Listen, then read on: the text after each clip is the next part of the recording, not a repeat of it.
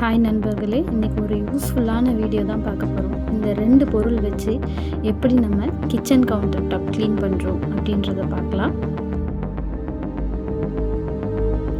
ரொம்ப நாளாக நம்ம யூஸ் பண்ணுற ஒரு திங்ஸை அங்கேயே வச்சுட்டு அதை நம்ம எடுக்காத இருந்தோம்னா இந்த மாதிரி பிளாக்காக கரை அதிகமாக படிஞ்சிருக்கும். ஓகே, இப்போ இதோட க்ளீனிங் ப்ராசஸை ஸ்டார்ட் பண்ணுவோம். கொஞ்சமாக சர்ஃப் பவுடர் போட்டுக்குவோம். செகண்டரி பார்த்திங்கன்னா ஸ்டீல் நார் இட்ஸ் வெரி பெட்டர். நம்ம அதை யூஸ் பண்ணும்போது இன்னும் யூஸ்ஃபுல்லாக இருக்குது.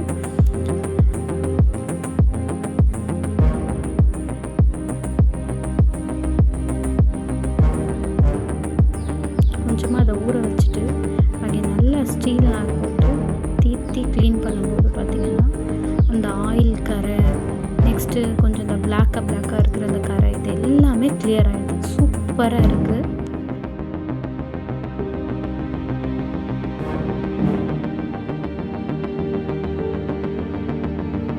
டேபிள் டாப் க்ளீனிங்னாலே நமக்கு கொஞ்சம் டென்ஷனாக இருக்கும். என்ன ரீசன் அப்படின்னு பார்த்தீங்கன்னா, இந்த ஆயில் நம்ம யூஸ் பண்ணுற இப்போ வர ஆயில் எல்லாத்துலேயுமே பார்த்திங்கன்னா அந்த கரை ஸ்ட்ராங்காக இருக்குது. ஸோ நம்ம என்ன பண்ணாலுமே அந்த கரை போக மாட்டேங்குது. பளிச்சுன்னு கவுண்டர் டாப் மெயின்டைன் பண்ண முடியல. ஸோ ஜஸ்ட் இந்த சர்ஃபும் இந்த ஸ்டீல் நாரும் போதும் அப்படின்றது ரொம்ப யூஸ்ஃபுல்லாக இருக்குது.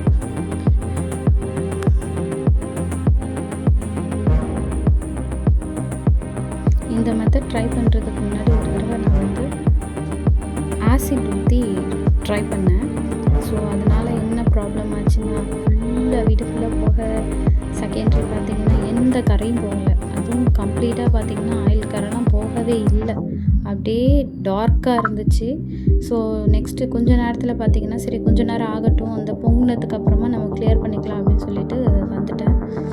ஒரு 2 to 3 minutes கழிச்சு பார்க்கும்போது அங்கே இருந்த அந்த ஆசிட் சிங்கில் போய் சிங்கே அப்படியே பிளாக் கலரில் ஆகிடுச்சு. என்னோடது இந்த சில்வர் சிங்க் தான். அதில் பார்த்திங்கன்னா பிளாக் கலரில் ஆகிடுச்சு. ஸோ எனக்கு அது ரொம்ப கஷ்டமாக இருந்தது. சரி இந்த தடவை எதுனா ட்ரை பண்ணலாம் அப்படின்னும் போது இது எனக்கு கொஞ்சம் பெட்டராக நானாக தான் பண்ணேன்.